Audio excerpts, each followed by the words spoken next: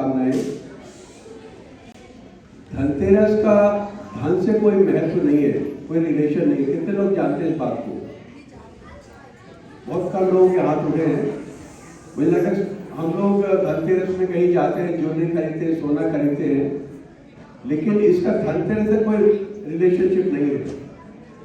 जब समुद्र मंथन हुआ था तो धन्वंतरी भगवान निकले थे, तो इसका जो अमृत वो लेके निकले थे वो हेल्थ से उनका रिलेशनशिप है कि हेल्थ, जो कहते हैं हेल्थ इज वेल्थ, तो वहीं से मेरे ख्याल से ये निकला है। और इसका जो आप पढ़ेंगे तो अथर्ववेद में इसका पूरा दिया हुआ है। धन जो है धन से नहीं है। तो आज से मैं नहीं कह रहा कि आप सोना नहीं खरीदे, आप खरीदे, लेकिन मिसकंसेप्शन जो है ना हम लोग का कि धनतेरस में सोना खरीदना चाहिए, ज्वेलरी खरीदना चाहिए, वो बिल्कुल गलत है। इसका जो अर्थ है, जो हेल्थ से हमारी और समुद्र मंथन से जो हुआ था उसका ये है। इसका मतलब ये नहीं कह रहा कि धन का कोई महत्व नहीं है, लेकिन धनतेरस से उसका कोई रिलेशनशिप नहीं है। तो इस चीज को हम लोग, मैं देखता हूँ कि हम अपने त्योहारों के बारे में बहुत कम जानते हैं। दूसरे जो मजहब हैं उनको आप खड़ा कर दें, उनके बच्चों को भी खड़ा कर देंगे ना, तो पूरी चीज बता देंगे वो लोग। लेकिन हम अपने त्योहारों को, बच्चों की कोई भी गलती मैं नहीं मानता। मुझे मालूम है कि बड़े लोगों को भी नहीं मालूम है। बहुत से यहाँ पे जो क्वेश्चन चारू खुराना जी पूछ रही थी ग्रुप में एडवांस 2 के बच्चों को, वो आपको भी बहुत से मेरे ख्याल से नहीं मालूम होंगे। तो घर में जो काम हो रहा है वहाँ तो बच्चे बहुत अच्छा कर रहे हैं। हिंदी जैसे जो है सिर्फ एक माध्यम है, में एक दिशा दे रहे हैं, लेकिन जो घर में आप जो करेंगे उसका कोई सब्स्टिट्यूट नहीं है।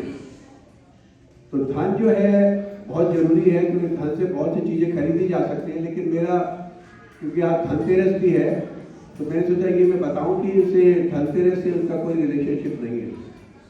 तो धन की जब बात निकली है तो धन जो है हमारे पास होता है, लेकिन कितने लोग उसको रेगुलर दान देने में विश्वास रखते हैं और करते हैं।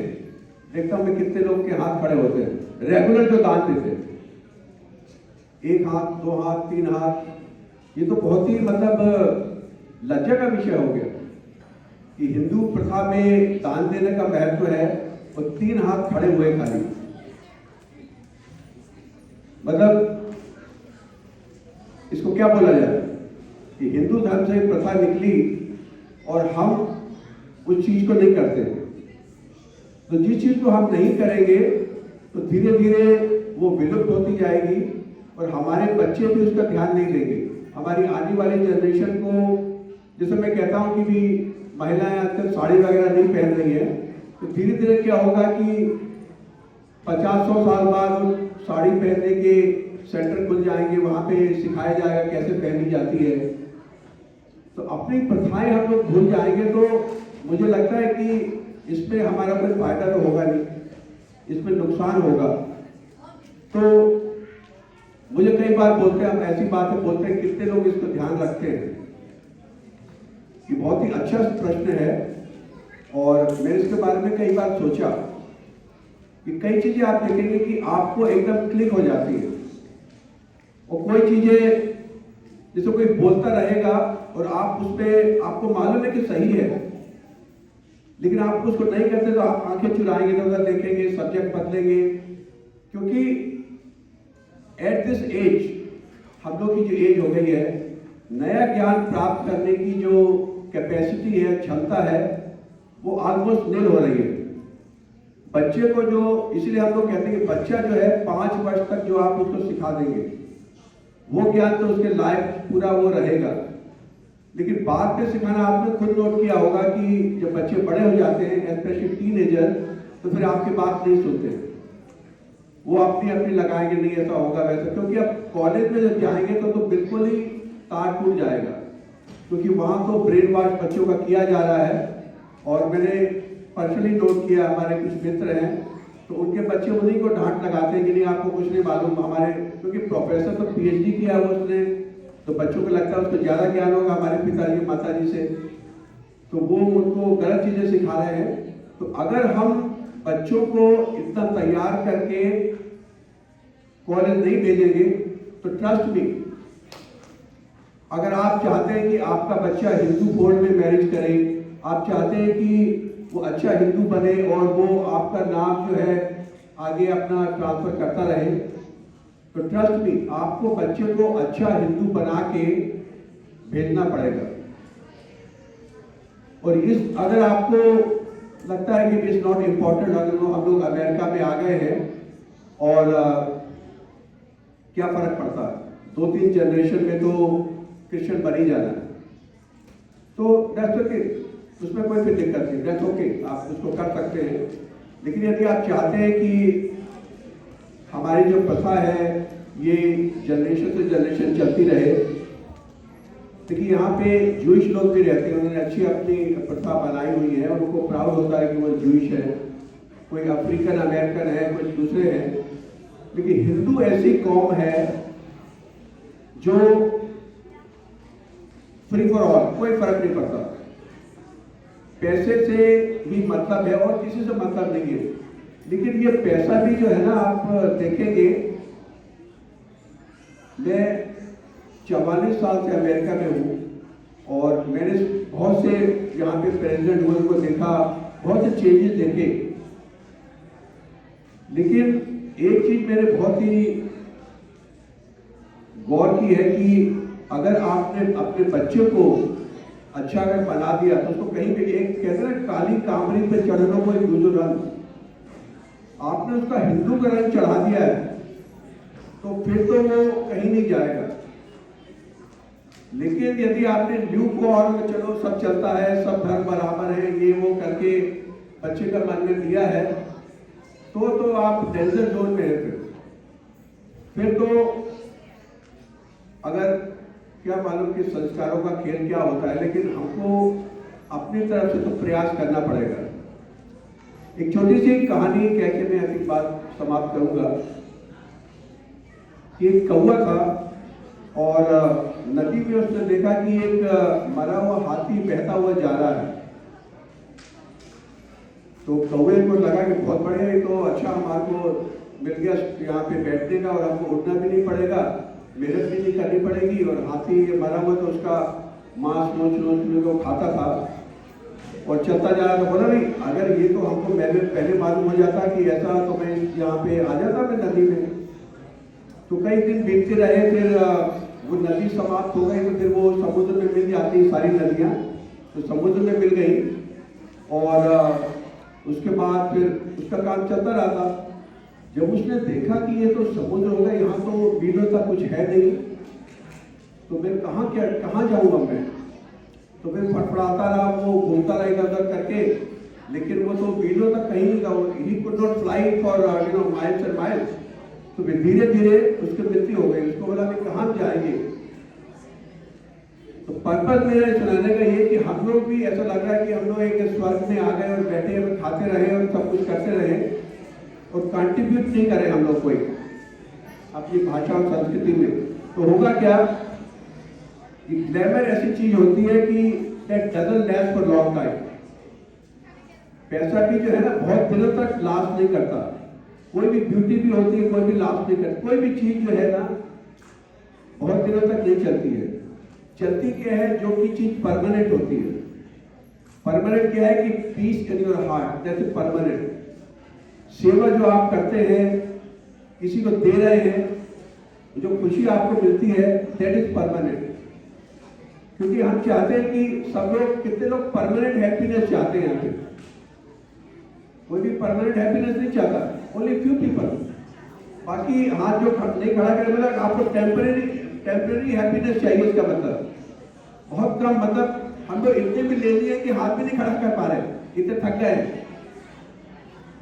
तो अगर परमानेंट हैप्पीनेस हमको सॉलिड या परमानेंट कामों को करके मिलती है, तो हमको वो परमानेंट काम जो है वो करना चाहिए ना, रेदर की, क्योंकि पैसा तो है, जो चीजें खत्म हो जाएंगी उनसे जो हैप्पीनेस मिलती है वो टेम्पररी है, और जो चीजें खत्म नहीं होगी उनसे जो हमको हैप्पीनेस मिलती है वो परमानेंट है। तो परमानेंट काम जो है हमारे किसी की सेवा करके हैप्पीनेस मिल रही है, या हमको अपने आंतरिक जो डेवलपमेंट करने से हमको शांति मिल रही है, पीस मिल रही है, हैप्पीनेस मिल रही है, वो परमानेंट हो गई। जैसे कि लोग मेडिटेशन करते हैं, और तो ये चीज़ मैं आप पर छोड़ता हूँ, क्योंकि मैं जो है काफ़ी वर्षों से, मतलब करीब 25 से 30 साल हो गए वॉलंटियर करते समय। विश्व हिंदू परिषद में किया, फिर हिंदी जैसे बाहर जगह कई जगह मैं रहा हूँ। लेकिन मेरा ये निष्कर्ष है कि करंट क्रॉप ऑफ हिंदू जो है ना, बहुत आशा नहीं बची है। लेकिन ये अच्छी कैटेगरी है कि एटलीस्ट आप लोग आए हैं अपने बच्चों को लेके, दिस सम स्पार्क। तो मेरा प्रश्न ये है कि टच दैट स्पार्क। हो सकता है कि स्पार्क जैसे अभी जला रहे थे हम लोग करके, तो वो कभी जलता था कभी नहीं जलता था लाइटर। तो एटलीस्ट आई नो कि कुछ तो स्पार्क है। आपने बच्चों को हिंदी पढ़ाने के लिए भेजा है। शुरू जो बच्चे कर रहे थे, स्पेशली जिया सिंह ने जो यहाँ पे पढ़ा था, वो बहुत बढ़िया, एक तो लय बहुत अच्छी थी, भजन बहुत अच्छा था, बहुत अच्छा लगा था। और बाकी दूसरे बच्चों ने भी जो सुनाया ना, तो आई एम ग्लैड कि जो हमारा बॉलीवुड वाला यहाँ पे हावी नहीं था, यहाँ पे हमारी संस्कृति और हिंदी हावी थी। तो ये देख के लगता है कि देयर इज सम स्पार्क। अगर टच करेंगे उस स्पार्क को, तो हो सकता है कि एक परसेंटेज ऑफ पीपल जो हैं उनको वो स्पार्क से कुछ लाभ हो। That is the whole purpose. क्योंकि हम लोग यहाँ पे चेरियन स्कूल से बहुत बड़ा शोध है, पहला स्कूल है ये हिंदी विषय का। तो हम लोगों ने बहुत आशा की थी, और बहुत इसमें से पेरेंट्स आए, बहुत से बच्चे निकले। तो कंपेयर मैं करता हूँ हमारे दूसरे पाठशालाओं से, तो मैं देखता हूँ कि यहाँ से जो बच्चे निकले हैं, बहुत सॉलिड बच्चे निकले हैं। और आपसे मैं बोलूँगा कि जितने भी पेरेंट्स हैं, आपको रियल रिजल्ट तभी मिलेगा जब आपके बच्चे एडवांस टू पास करके जो वॉलंटियर बन जाएंगे। अभी आपने आदित्य खुराना को देखा, और भी बच्चे वॉलंटियर कर रहे हैं, खुशी खुराना भी आई थी, और बाकी बच्चे देखे हम। तो आप देखेंगे कि उनको जो कॉन्फिडेंस से लोग बात कर रहे हैं और उनको जो सीख रहे हैं, वो उनकी रियल जो एजुकेशन अब चालू हो रही है, जो वो वॉलंटियर कर रहे हैं। तो ये अगर आप ये कर पाएंगे और करेंगे, तो आप देखेंगे कि आपके बच्चे में स्पेशल जो बच्चा आपको दिखाई देगा। हमारे हिंदी विषय के जो बच्चे हैं, दूसरी जगह जाते हैं तो उनमें जो एक संस्कार जो आप लोगों ने दिए हैं और हिंदी विषय के जरिए जो मिल रहे हैं, वो अलग बच्चे को पहचानते थे। कॉलेज में भी चले जाएंगे और भी अपने जॉब में भी चले जाएंगे, तो वो हिंदी विषय के बच्चे स्पेशल दिखेंगे। तो ये मैं गारंटी के साथ इसलिए कह सकता हूँ कि वो मैंने देखा है, अपनी आंखों से मैंने देखे हैं। ये बच्चे, नाम सबके नहीं लूंगा यहाँ पे, क्योंकि छूट जाएगा कोई बच्चा। तो ये प्रूवन है, हिंदी विषय का करिकुलम जो है, उसकी मेथोडोलॉजी, और हमारी जो शिक्षिकाएं हैं, उनके लिए एक बार तालियां जरूर बजा दें। हमारी जितनी शिक्षिकाएं हैं, जो वो काम कर रही है ना, रिस्पेक्टिव टू जो चेरी हिंद की शिक्षिकाएं हैं, तो मैं इसमें बायस नहीं हूँ। बाहर मैं जब दूसरे स्कूलों के सामने भी बोलता हूँ, ये तो हम लोग अपने स्कूल में बात कर रहे हैं। इसका पूरा आपको एडवांटेज लेना चाहिए। जितने भी अभिभावक हैं, उनको जो आपके बच्चे, मैं गारंटी से करता हूँ कि जो बच्चे ड्रॉप हो जाते हैं कि हमने तो अच्छा इनफ सीख ली, हमने अब हमको कोई सीखने का वो ज़्यादा बचा नहीं, उसी समय वो गलती करते हैं। एक चीज़ आपको बताऊँ कि हम लोग कोई भी काम करते हैं तो एक आती है जगह प्लेट्यू, उसको कहते हैं कि ऐसा जगह जहाँ पे आप नहीं जा रहे हैं ना नीचे जा रहे हैं, मतलब हम लोग कहीं ज़्यादा नहीं, ऐसे जा रहे हैं हम लोग। कोई भी चाहे आप श्लोक सीख रहे हैं, भजन सीख रहे हैं, एक्सरसाइज कर रहे हैं, लोग जिम जाते हैं, बहुत से लोग देखेंगे कि कोई प्रोग्रेस हो रही है, इससे ज़्यादा तो वेट उठा नहीं पा रहा, इससे ज़्यादा तो मैं कुछ एडवांस कर नहीं पा रहा हूँ, तो व्हाई डू इट। उसी समय आप अगर कंटिन्यू करते रहेंगे तो आपको ऐसा देखेगा, अरे एक नॉच आपको, अब वो प्लेट्यू में कितना टाइम चलना पड़ेगा, ये पर्सन टू पर्सन निर्भर करता है। आपने कितना ज़्यादा कमिटमेंट है, आपने कितनी ज़्यादा दृढ़ता है, उस पर निर्भर करेगा। तो मेरा यही है, आज के अपना ये बंद करूँ मैं अपने बात, तो यही है कि आप इसको कंटिन्यू करें, क्योंकि आपको लगेगा कि अरे ये क्या करना है, ज़्यादा इससे वही होता, प्रोग्राम होते हैं। आप कंटिन्यू करेंगे तो आप ये बच्चों को देख रहे हैं ना, ऐसी बच्चे आपके भी बनेंगे और आप प्राउड फील करेंगे, आपके बच्चा आपकी बात भी मानेगा और आपके साथ भी देगा। That I can speak from my side. मेरे बच्चों को देखा मैंने, बाकी जो हमारे टीचर हैं उनके बच्चों को मैंने देखा, उनके बिहाफ पे मैं बोल रहा हूँ। तो धन्यवाद आपके लिए सुनने के लिए। और मैं हमेशा ही, मैं कोई पॉलिटिकली करेक्ट लैंग्वेज नहीं बोलूँगा करने की, और मुझे क्योंकि आपसे कुछ लेना नहीं है। लेना मेरा यही है कि आपके बच्चे अच्छे बने, इसी में हमको जॉय मिलता है, हमारी शिक्षिकाओं को अच्छा लगता है।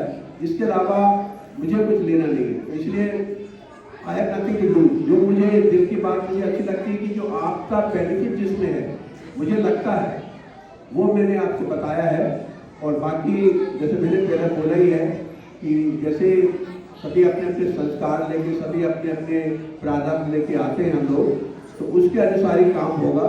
I am just touching the spark. उस स्पार्क में मुझे लग रहा है कि जिससे ज़्यादा स्पार्क अगर है मैं टच कर पाऊँगा तो मुझे भी किसी को आंसर देना पड़ेगा जाके कहीं पे भी कि भाई मैं जिस काम के लिए आया था मैंने अपने काम किया कि नहीं पूरा।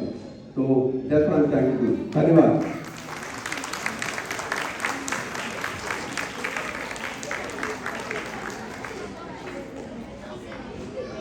बहुत बहुत धन्यवाद देवेंद्र जी, आपने इतनी अच्छी अच्छी बातें बताई और